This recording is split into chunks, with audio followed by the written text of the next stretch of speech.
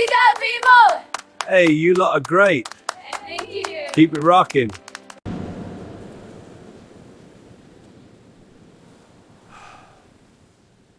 The theater was glowing like a palace. Golden chandeliers hung from the ceiling, sparkling above rows of wealthy guests, dressed in black suits and elegant gowns. The air smelled like expensive perfume and polished wood. Soft whispers floated through the hall as the orchestra tuned their instruments, each note sounding like it belonged in a royal court.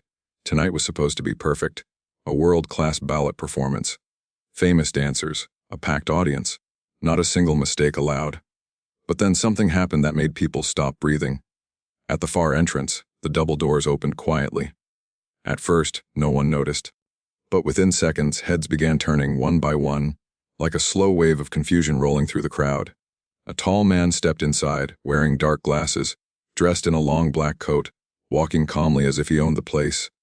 And when the light hit his face, people froze. Because standing there, in the middle of this elegant ballet theater, was Ozzy Osbourne. Yes, that Ozzy Osbourne, the Prince of Darkness, the rock legend who was known for chaos, wild concerts, and terrifying stage energy. He didn't belong here. This wasn't a stadium. There were no screaming fans, no electric guitars, no smoke machines, no heavy drums shaking the walls. This was Ballet, a place of silence, grace, and discipline. For a moment, the entire theater felt like it had forgotten how to breathe. Whispers erupted instantly. Is that really him? What is Ozzy doing here? Did he come to make fun of this? Even the ushers looked nervous, unsure whether to welcome him or stop him. Ozzy didn't say a word. He simply walked down the aisle, slow and steady, while hundreds of eyes followed him like he was some strange creature that had wandered into the wrong world. Then he took a seat. Front row, right in the center, and the tension grew even worse. Because backstage the dancers had noticed him too. A few ballerinas peeked from behind the curtains, their eyes widening in disbelief. Some of them smiled. Others whispered and laughed under their breath. One dancer leaned toward another and smirked. A rock star at a ballet. Please. Another quietly replied with a cruel grin. Rock stars can't dance. They just jump around like animals. They thought Ozzy couldn't hear them. But Ozzy's head tilted slightly, just enough to show that he heard every word.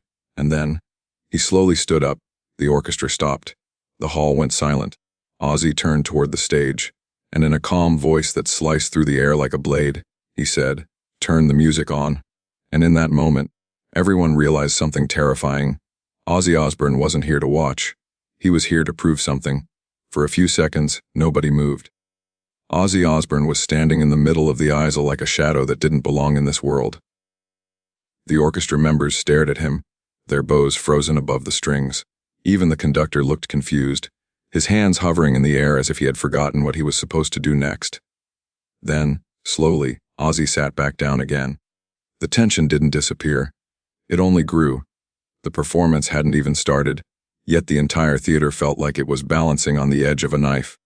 People in the crowd kept glancing at him, whispering behind their programs, maybe he's here as a joke. Maybe he lost a bet. Maybe he's drunk.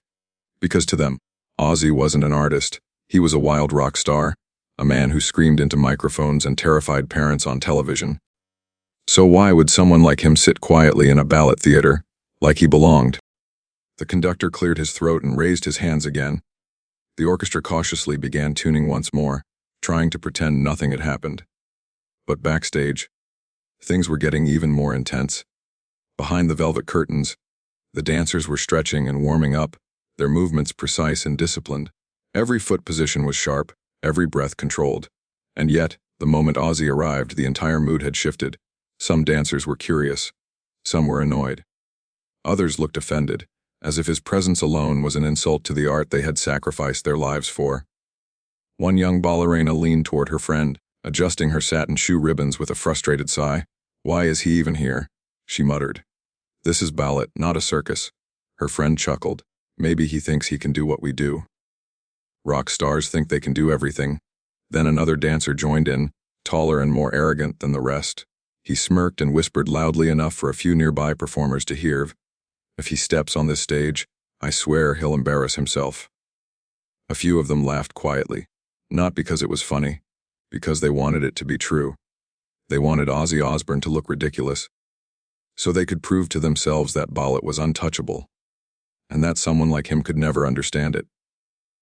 But what none of them realized was this: Ozzy wasn't acting confused. He wasn't lost. He wasn't here for attention. His face was calm. His posture was relaxed and his eyes, hidden behind dark glasses, were focused like a man watching something important, like a man waiting for the exact right moment. Then the stage manager hurried through the backstage hallway, speaking in a low, panicked voice. "Everyone stay ready. We have a special guest in the audience." One dancer rolled his eyes. "Special guest, please. He's just a rock star." But the stage manager swallowed nervously and replied, "That rock star just asked to meet the lead dancers after the first act." The laughter stopped instantly, and suddenly, the question in every dancer's mind became the same. Why would Ozzy Osbourne want to meet them? And what did he mean when he said, "Turn the music on"? Because deep down, everyone could feel it now. This night wasn't going to end like a normal ballet performance. Not with Ozzy Osbourne in the front row. Not when he looked so calm, like he was about to shock the entire room. People in the theater kept staring at Ozzy as if he were some strange mistake. A man like him didn't belong in a place like this. To them, Ozzy Osbourne was chaos, a living headline, a walking controversy, a rock star who turned concerts into madness and made the world believe he had no limits, no rules, and no control. But what the audience didn't understand was, Ozzy had spent his entire life being misunderstood, long before the fame, before the screaming crowds, before the wild rumors and the terrifying stage persona. There was just a boy from Birmingham, a boy who grew up poor, surrounded by factory smoke and cold streets. A boy who was told again and again that he would never be anything special. Teachers didn't see talent. They saw trouble. They saw a kid who couldn't focus, who struggled to read, who didn't fit into the neat little box society wanted him to fit into. And the world made sure he felt it. Ozzy wasn't born into elegance. He wasn't born into privilege. He was born into a life where survival mattered more than dreams. And maybe that was why people laughed at him now. Because the truth was, they had always laughed at him. Even when he became famous, people didn't respect him. They feared him. They mocked him. They called him insane. But what they never asked was, why was Ozzy the way he was? The truth was, Ozzy wasn't just a performer. He was a fighter. A man who had spent decades proving people wrong. Not because he wanted attention, but because he refused to be erased. And deep inside him, there was something nobody expected. Ozzy respected discipline. He respected sacrifice. He respected the kind of art that demanded everything from you. Because he knew what it felt like to give your whole life to something, only to have the world laugh at you. And Ballet was exactly that. Pain hidden behind beauty, strength disguised as grace, a war fought in silence. Ozzy watched the stage like a man watching a battlefield. The soft music, the calm atmosphere, the perfect silence between movements. He didn't see weakness in Ballet. He saw courage. And that was the part nobody in the audience could imagine. Ozzy wasn't here to mock these dancers. He wasn't here because it was funny. He was here because something about this world had always pulled at him, something he never spoke about publicly. Years ago, someone close to him had once told him something that stuck in his head like a curse. Real artists don't just make noisy, they move souls. And for the first time in his life, Ozzy wanted to step into a world where the music didn't explode, it floated. Where the audience didn't scream, they listened. Where power wasn't shown through volume, it was shown through control. Ozzy leaned forward in his seat, resting his hands together, watching the stage with a quiet seriousness. His expression wasn't arrogant. It was almost emotional, as if he had come here for something personal, something unfinished. And while everyone in the theater wondered what Ozzy Osbourne was doing at a Ballet, Ozzy Osbourne was thinking about one thing. How many times had people told him he couldn't belong? Because tonight, it wasn't just ballet dancers judging him. It was the entire world. And Ozzy wasn't the type of man to stay silent when the world doubted him. He had made a career out of proving people wrong. And the scary part was, he looked like he was about to do it again. The first act began beautifully. The stage light softened into a pale glow, and the dancers moved like shadows made of silk. Every step was precise. Every turn looked effortless. The orchestra played with such perfection that the music felt like it was floating through the air instead of being played. The audience watched in silence, completely hypnotized, But even as the ballad unfolded, there was one thing the dancers couldn't stop thinking about: Ozzy Osbourne, from backstage. They kept peeking through the curtains, watching him in the front row. He didn't clap loudly like the others. He didn't smile. He didn't whisper to anyone. He just watched, still, focused, almost serious, and to the dancers that silence felt insulting, because in their world, respect was shown in the proper way: gentle applause, polite expressions, admiration for technique. Ozzy wasn't following their rules, which made him look like an outsider, and outsiders were always dangerous. Backstage, during a short break between scenes, a group of dancers gathered near the mirrors, adjusting their costumes and wiping sweat from their foreheads. That's when the tall dancer, the arrogant one, finally spoke again. He scoffed and said loud enough for everyone to hear, "Look at him sitting there like he's judging us." A ballerina rolled her eyes. "He probably thinks ballet is easy." Another dancer laughed under his breath. "Yeah, like all we do is spin around in tights." The tall dancer smirked and leaned closer, lowering his voice like he was sharing a secret. "You know what's funny? Rock stars like him act like they're the kings of art, but give them one ballet class and they'd cry like children." The dancers around him chuckled, and the laughter grew. Not because it was clever, but because it felt good. It felt good to mock someone who didn't belong. To them, Ozzy represented everything ballet wasn't: messy, loud, undisciplined, a man who built his career on chaos. So why should he sit in their sacred theater like he had the right to be there? But then, something happened that made the laughter stop. A staff member stepped into the room, holding a small clipboard, his face tense. He looked around and asked carefully, "Who's the lead male dancer for tonight's performance?" The tall dancer raised his hand proudly. "That's me." The staff member nodded. Then he swallowed hard and said, "Herman Sturd. Osbourne would like to meet you after the intermission." The room fell silent. For a moment, nobody spoke. Then the tall dancer let out a laugh, sharp and mocking. "Ozzy Osbourne wants to meet me. Why? To ask how to wear tights." The others burst into laughter again. One ballerina covered her mouth, giggling. "Maybe he wants ballet lessons." Another dancer smirked. "Maybe he wants to learn how to dance instead of stumbling around on stage." The tall dancer looked proud, almost excited, as if this was his chance to humiliate Ozzy in front of everyone. He leaned against the mirror and said confidently, "Let him come. I'll show him what real art looks like." The staff member didn't laugh. Instead, he looked uncomfortable. He hesitated for a second, then quietly added, "He also asked if you'd be willing to show him a few movements." The laughter stopped instantly. The dancers stared at him. "Show him movements."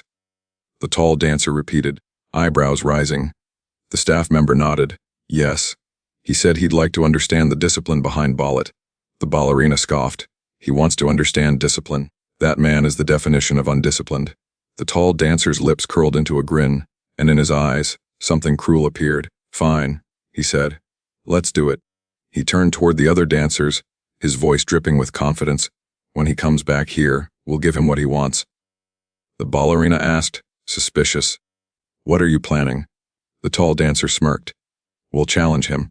He paused, letting the idea sink in. Then he said the words that would change everything. "If Ozzy Osbourne thinks rock stars can dance, let's see him prove it." And deep down, every dancer knew it. This wasn't going to be a polite meeting. This was going to be a trap, and Ozzy Osbourne was walking straight into it. The intermission began. The curtain closed, the orchestra quieted, and the audience finally exhaled, as if they'd been holding their breath for an hour straight. People stood up from their seats, stretching their legs, walking toward the lobby for drinks and conversation. But Ozzy Osbourne didn't move. He remained in his seat, staring at the stage like he was still watching the dancers even though the curtain was down. Then, slowly, he stood. The moment he rose, nearby audience members fell silent again, their eyes following him like magnets. Even the security guards straightened their posture. Ozzy adjusted his coat and calmly walked toward the backstage entrance. Not rushing, not nervous, just steady, like a man who had already decided what he was going to do. When he reached the backstage hallway, two staff members hesitated, unsure whether to stop him. But Ozzy gave them a small nod, and they stepped aside, almost automatically. It was strange. He wasn't demanding. He wasn't loud, yet somehow his presence carried authority. As he walked deeper into the hallway, the sound of distant laughter echoed through the corridor. The dancers were still joking among themselves. their voices bouncing off the walls. Ozzy followed the sound, and then he stepped into the rehearsal room. The dancers turned instantly. The room froze. For a moment, nobody spoke. Ozzy stood there under the harsh backstage lights, wearing all black, looking like the complete opposite of everything in that room, while the dancers, in their pale costumes and ballet shoes, looked like they belonged to another universe. The tall male dancer, the one who had been mocking him, stepped forward with a confident smile. "Well, look who decided to visit," he said, his tone dripping with sarcasm. A few dancers snickered. Ozzy didn't react. He didn't glare. He didn't insult them back. He simply looked around the room slowly, taking in the mirrors, the stretching bars, the worn wooden floor covered in scuff marks from thousands of rehearsals. Then he nodded softly. "This is a beautiful place," Ozzy said. The dancers blinked. They expected arrogance. They expected a joke. But his voice was calm, almost respectful. The tall dancer raised an eyebrow. "So, what are you doing here, Ozzy?" "Trying to find a new hobby." More laughter. But Ozzy still didn't flinch. He removed his sunglasses and looked directly at him. And the moment his eyes were visible, the laughter died down a little, because there was something in Ozzy's expression that didn't look drunk or confused. It looked serious. It looked tired. Ozzy took a step forward and said quietly, "I didn't come here to embarrass anyone." The tall dancer smirked. "Then why come at all? Ballet isn't exactly your world." Ozzy nodded as if he agreed. "No, it isn't," he admitted. Then he paused, and when he spoke again, his words hit the room like a slow punch. "But I've spent my whole life being told I don't belong anywhere." The dancers went silent. Ozzy looked around at them, not angry, just honest. "People said I couldn't sing. They said I couldn't write music. They said I was a joke." He shrugged lightly, as if he was remembering something painful, but refusing to let it break him. "And tonight, I heard someone say rock stars can't dance." The tall dancer's smile faded. Ozzy's voice stayed calm, but every word carried weight. "Maybe you're right," he said. Then he stepped closer and pointed at the floor beneath their feet. "But what you call dance, I call discipline." He glanced at their shoes, their bruised feet, the sweat on their faces, the way their bodies held tension even while standing still. Ozzy nodded again, "And I respect that." The ballerinas exchanged glances. Nobody knew what to say, because suddenly Ozzy Osbourne didn't look like a reckless rock star. He looked like a man who understood pain. Then Ozzy smiled, just slightly. And with a voice that was almost gentle, he said, "So I'll ask you one simple question. If I wanted to learn, would you show me?" The room went completely quiet. Even the tall dancer hesitated. Because that wasn't what they expected. They wanted Ozzy to explode. They wanted him to act wild. But instead, Ozzy Osbourne had done the one thing that instantly stole their power. He stayed calm. And for the first time, the dancers began to realize something. Maybe Ozzy wasn't here to be laughed at. Maybe he was here for something deeper. And whatever it was about to change the entire night. For a few seconds, nobody answered Ozzy. The dancers just stared at him, as if they were trying to decide whether he was serious or playing some kind of strange game. The tall male dancer finally broke the silence. He let out a short laugh and shook his head. "You want us to teach you," he repeated, like the words themselves were ridiculous. Osbourne nodded. "Yes," he said. That calm answer made the room even more uncomfortable. Because Ozzy wasn't joking. He wasn't trying to impress anyone. He wasn't even smiling. He was asking like a man who truly meant it. The tall dancer glanced around at the others, and a smirk slowly returned to his face. The kind of smirk that only appears when someone thinks they've found the perfect chance to humiliate another person. "All right," he said. "Let's teach him." A ballerina whispered, nervous. "Are you sure this is a good idea?"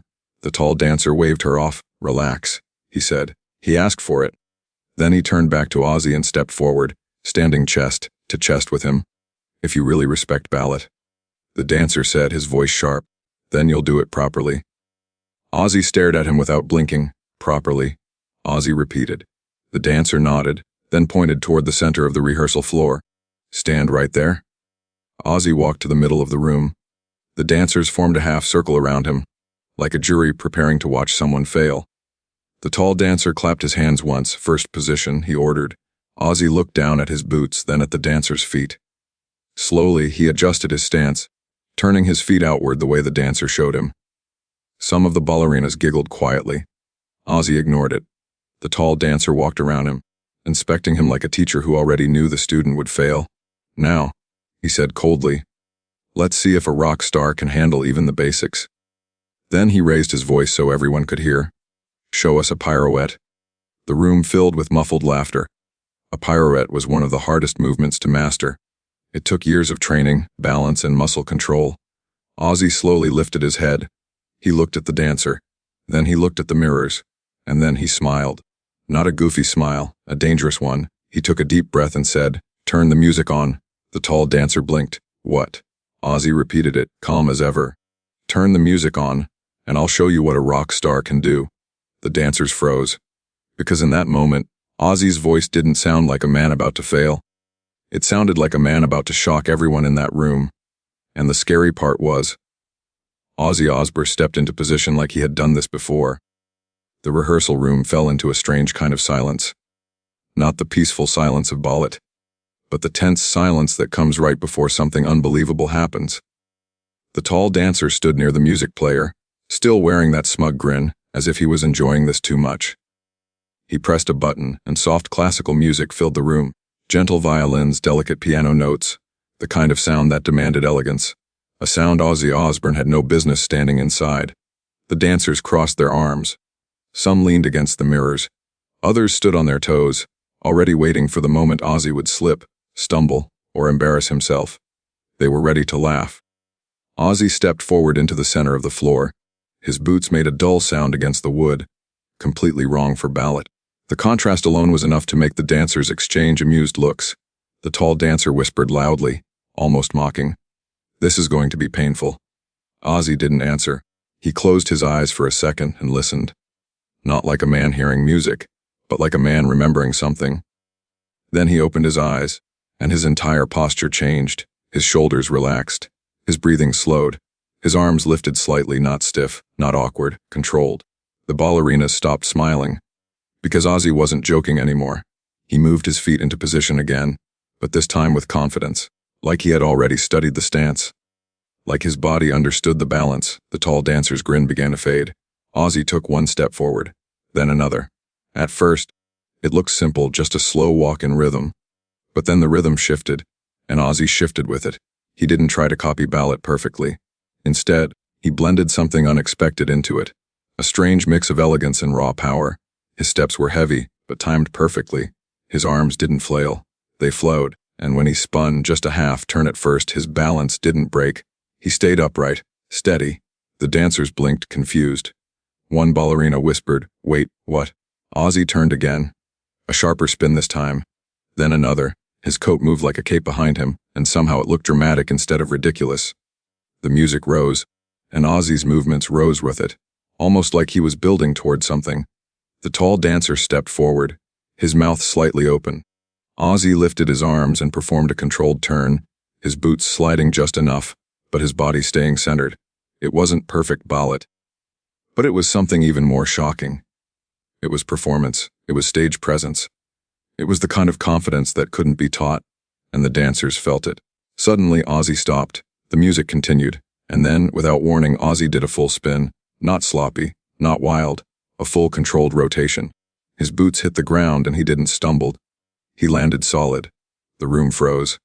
The ballerinas stared at him like they were seeing a ghost. Even the tall dancer looked like someone had punched him in the chest.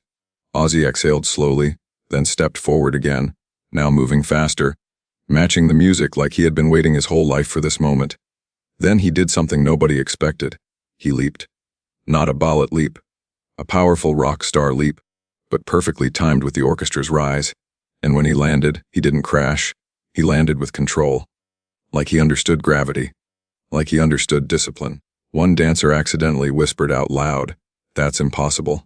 Ozzy's face remained calm, but his eyes had fire in them. The music reached its peak, and Ozzy moved like a storm inside a symphony, raw energy trapped inside precision. He wasn't mocking Ballet. He was honoring it in his own way. And then the final note hit. Ozzy stopped instantly. Perfect timing, perfect stillness, and for 3 seconds, nobody clapped, nobody laughed, nobody even breathed. The dancers stood frozen, staring at the man they had mocked. The tall dancer's face was pale. His lips were slightly parted, but no words came out. Then Ozzy looked at him, raised an eyebrow, and said calmly, "Still think rock stars can't dance?" That was the moment the entire room broke. One ballerina started clapping, another joined, then another, until suddenly, the rehearsal room filled with applause. Real applause, the kind you don't give out of politeness. The kind you give when you've just watched someone do the impossible. And the dancer who had laughed the loudest was now standing there in silency. Realizing Ozzy Osbourne had just stolen the floor, the applause echoed through the rehearsal room like thunder. Not the loud kind of applause from a rock concert, but the shocked, trembling kind. The kind that comes from people who just watched their reality break apart. Some of the ballerinas were still clapping, their faces filled with disbelief. One of them even had her hand covering her mouth, as if she couldn't stop herself from smiling. Ozzy Osbourne stood in the center of the floor, breathing slowly. Not tired, not proud, just calm, like this wasn't about winning, like this wasn't about proving he was better. The tall dancer finally stepped forward, his confidence completely gone. His voice was quieter now, almost embarrassed. How did you do that? Ozzy didn't answer right away. Instead, he looked down at the wooden floor, at the scratches and marks left behind by years of dancers training until their feet bled. Then he glanced at the mirror, and for a moment, his expression changed. His eyes weren't fiery anymore. They were distant. Like he wasn't even in the room. The dancers slowly stopped clapping. They could feel something shift in the air, something deeper. Ozzy took a long breath and said quietly, "I didn't learn that for tonight." The tall dancer frowned. "What do you mean?" Ozzy turned his head slightly, looking toward the doorway, as if he was making sure no one else was listening. Then he spoke again. And his voice wasn't the voice of a rock legend anymore. It was the voice of a father. Years ago, someone very close to me loved Ballet. The room fell silent. No laughter, no whispers, just stillness. Ozzy continued, his tone soft but heavy, like every word weighed 100 pounds. She wasn't famous, she wasn't rich, but she had a dream. One ballerina slowly lowered her hands. Ozzy swallowed. She used to watch Ballet on television and copy the movements in the living room. She'd spin until she fell, then stand up and do it again. Over and over. Ozzy's eyes lowered. She'd say, "Dad, one day I'm going to dance on a real stage." A ballerina whispered quietly, "Was it your daughter?" Ozzy didn't answer directly. He just nodded once. A small nod, the kind that didn't need words, and suddenly the room understood. This wasn't about ego. This wasn't about proving a point. This was about memory. Ozzy continued, "She begged me to take her to a ballet performance." He gave a faint smile, but it wasn't happy. It was painful. But I was always busy, always touring, always telling myself I'd do it later. The dancers listened like statues. Even the tall dancer looked frozen. Ozzy's voice cracked slightly when he said, "And then later never came." The words hit the room like a knife. A heavy silence filled the space. No one dared to speak. Ozzy looked up at them again, his eyes glossy but controlled. "So when I heard someone say rock stars can't dance," he paused. "I realized something." Ozzy pointed gently at the dancers. "You people fight for your dream every day? You bleed for it. You sacrifice everything for it." He nodded. "And I respect that more than you know." Then he turned toward the tall dancer, and for the first time, his voice carried something sharp. Not anger, regret. "I wasn't trying to embarrass you," Ozzy said softly. "I was trying to honor her." The room went completely still. Even the air felt heavier. One ballerina wiped her eyes. Another looked down at her ballet shoes, ashamed of the earlier laughter. The tall dancer's voice barely came out. "Ozzy, I didn't know." Ozzy put his sunglasses back on. Slowly. Then he stepped toward the door. But before leaving, he turned around one last time, and he said the words that hit every dancer straight in the heart. "Never laugh at someone who loves the music." Then he walked out, and behind him, the dancers stood there in silence, realizing the truth. Ozzy Osbourne hadn't just danced. He had just shown them something deeper than ballet itself. He had shown them what regret looks like, and what love sounds like. The theater was quiet, not the quiet of anticipation, but the quiet of disbelief. The dancers were still standing frozen backstage, hearts pounding, minds trying to process what had just happened. The audience in the front rows was even more silent.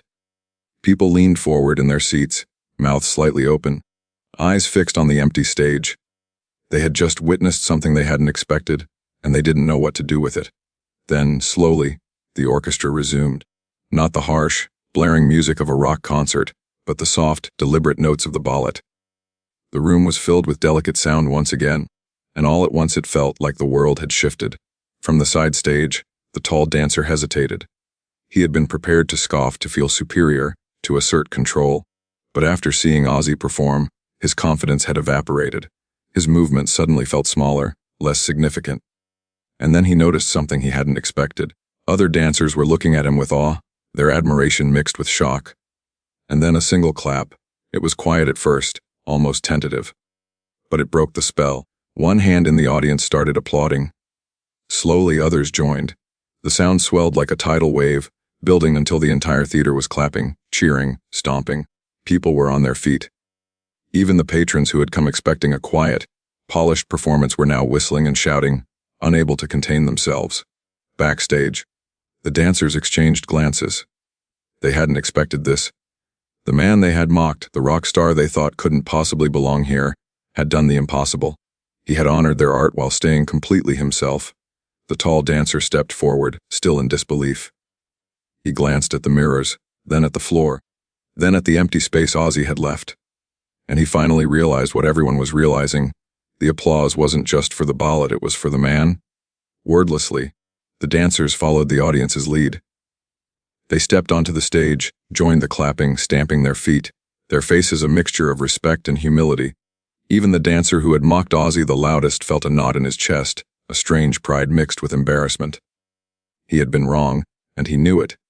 Somewhere in the back, a ballerina wiped a tear from her eye. Another dancer whispered to herself, "I've never seen anyone move like that, never." And then, as the clapping continued, the stage manager opened the side doors. Ozzy walked back in. He didn't rush, he didn't strut. He simply walked calm and steady and took a bow. The crowd erupted. The applause doubled, filling the theater like a storm. People were cheering, whistling, stamping their feet. The dancers joined him in a final bow, now smiling genuinely, some even laughing at the absurdity of it all. The tall dancer finally stepped up to Ozzy. He extended a hand, not to mock but to respect. Ozzy shook it firmly, a small smile on his face, and for a moment the theater felt perfect. It wasn't about rock stars. It wasn't about ballet. It was about connection, about respect, about someone breaking expectations so completely that no one could deny what they had just seen. Ozzy Osbourne had arrived as a rock star, but he left as something more, a man who reminded everyone in that room what it truly meant to honor passion, discipline, and courage, no matter what anyone else thought. And for the audience, the dancers, and the staff, that night would never be forgotten. The applause finally began to fade, leaving a lingering hum of amazement throughout the theater. The dancers stood on stage, still catching their breath, faces flushed from movement and emotion, eyes wide with disbelief. They had been ready to mock, ready to judge, ready to assert their superiority, and instead they had been humbled. Even the tall dancer, who had been so arrogant just moments ago, now lowered his gaze. There was no pride in him, only respect and something else, a quiet acknowledgement of how completely he had misjudged this man. Back in the front row, Ozzy Osbourne leaned back in his seat. His sunglasses reflected the soft glow of the stage lights. But this time his posture wasn't rock star arrogance. It wasn't defiance. It was calm, humble, satisfied. He had come here for one reason, and it had nothing to do with proving himself. He had come to honor something bigger than ego, bigger than fame, bigger than himself. The dancers, still standing in awe, realized something profound. The man they had thought of as chaos, as noise, as someone completely out of place, had shown them a truth they hadn't expected. You don't need to belong in someone else's world to honor it. You don't need to conform to someone else's rules to show respect. And you don't need approval to make a statement that moves people to their core. The tall dancer finally spoke, his voice quiet but sincere. "I misjudged you." Ozzy gave a small nod, not defensive, not triumphant. "It's easy to judge," he said, "but sometimes you just have to see someone try. That's how you understand." A few dancers stepped forward, offering words of apology. Others simply nodded, still catching their breath, still trying to process the impossible combination of humility and power they had just witnessed. Ozzy stood slowly, brushing imaginary dust off his coat. He didn't seek praise. He didn't crave applause. He simply walked toward the exit, each step measured, calm, and deliberate. Before leaving, he turned toward the dancers one last time. His voice carried softly but clearly, echoing in the hushed theater. Never laugh at someone who loves the music, and never underestimate the power of trying. Then he was gone. The theater remained silent for a beat. Then slowly, quietly, people began to clap again. Not for Ozzy. Not for the dancers, not for the performance, but for the lesson. For the reminder that respect, courage, and humility can turn even the most unexpected moment into something unforgettable. That night, every dancer, every staff member, every audience member carried the same thought. Some heroes don't just make noise. They make you rethink everything you thought you knew. And Ozzy Osbourne had done exactly that. The lights dimmed once again in the theater, leaving only the soft glow of the chandeliers, reflecting off the polished wood floor. The dancers stood together on stage, catching their breath, still stunned by what had just happened. The audience had left their seats long ago, but the energy of the night lingered, heavy and electric. Ozzy Osbourne's visit, his unexpected performance, and the lesson he left behind would echo in this theater forever. For those watching the video, or reliving the story in their minds, the takeaway was clear. It wasn't about being a rock star or a ballerina. It wasn't about proving anyone wrong. It was about respect, about passion, about the courage to step into a world that isn't yours and give it everything you have. And maybe most importantly, it was about humility. Ozzy didn't show off.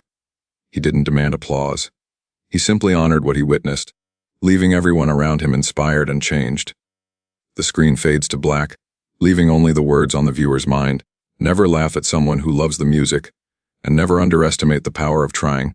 And then, the subtle call to action appears, not pushy, not forced, but natural. If this story gave you chills, subscribe for more incredible stories that remind us what courage, passion, and humility truly mean. A single piano note echoes as the outro fades, leaving the audience with a lingering sense of awe and the irresistible urge to share.